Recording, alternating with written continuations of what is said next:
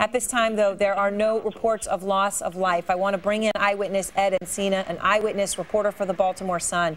And Ed, I know we just played this so everyone could see it. Actually, the launch go off. Things appear to be normal as we're playing it again. And just as it goes out of that first shot and you turn your head to look higher, things go horribly wrong. What did you see? Yeah, I mean, I think the big thing here is that, you know, this rocket took off from Lost Solomon, which is an area that, you know, you can't really get very close to. I watched it from about 3 miles away across the marsh, and everyone comes here. They brought out the binoculars, they brought out their cameras. I had my camera out. I came a couple hours ahead just to kind of, you know, stake out an area, and I think everything just kind of, you immediately thought that everything was fine because you see this big, you know, the launch and everything just kind of it brightened up the sky, and then all of a sudden you see a big fireball, probably, you know, 5 seconds into the launch, and you knew that something had gone wrong. After that, you know, immediately you saw the plume of smoke kind of come from the launch pad, and some of the about probably a 100-yard area around the launch pad was all in flames. So the launch pad area was then all in flames. So you're saying, just because it's hard when we're watching this, Ed, to totally understand, from where you were standing on the ground, it was about, again, that takeoff looked kind of picture perfect. You're saying it was about 5 seconds from takeoff to explosion?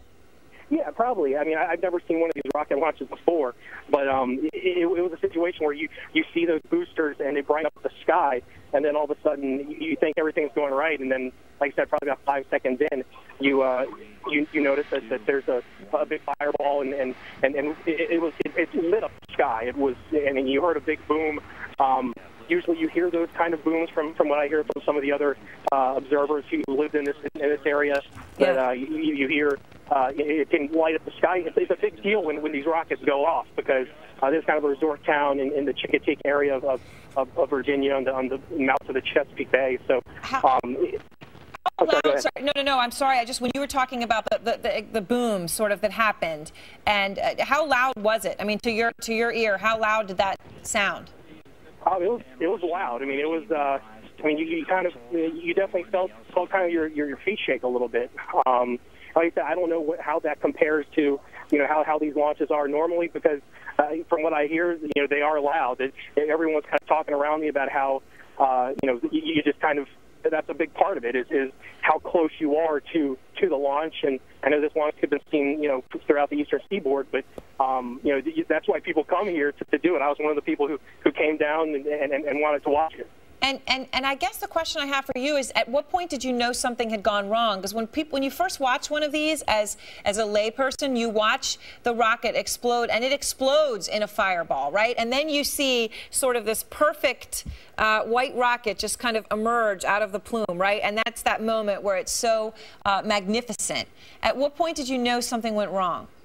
I think when probably, like I said, around 5 seconds after the launch, and you noticed that rocket wasn't going up into the sky, and you know, there was a big fireball probably around, I don't know, about 100, 200 yards above the ground, and it was a bright fireball that kind of encompassed the sky. And like I said, it fell down towards the ground. There's a lot of brush around that area because it is kind of marshy land there, and all of a sudden you saw a lot of. I think that's when you really noticed it, when you saw all the fire along the ground, along the launch pad, and obviously, you know, moments later you hear all the fire engines coming across the bridge into the site. And we don't at this point, Ed, I should say, we know that this was an unmanned rocket. We know that they obviously did this on Wallops Island, made sure that they didn't do it yesterday, for example, when there was a sailboat in their quote unquote range. But they do say there is significant damage on the ground to both property, equipment, vehicles. At this point, we don't know if there's any loss of life. We don't believe that there is, but we don't know. What happened immediately afterwards in terms of the emergency vehicles, and, you know, where were they coming from? How many were there? There were a few. I mean, there's one bridge that kind of goes onto where the launch site is, and immediately you saw the bright red lights from coming over to the bridge, probably within a matter of seconds, probably about a minute or two. You immediately saw that. But I think like I said, you talk about the loss of the structure there. I mean, you could tell just by the fire and how high the flames were from as far away as I was, which is about 3-4 miles, that there was a massive catastrophe of destruction in terms of property and stuff there at the site, right there at the launch site.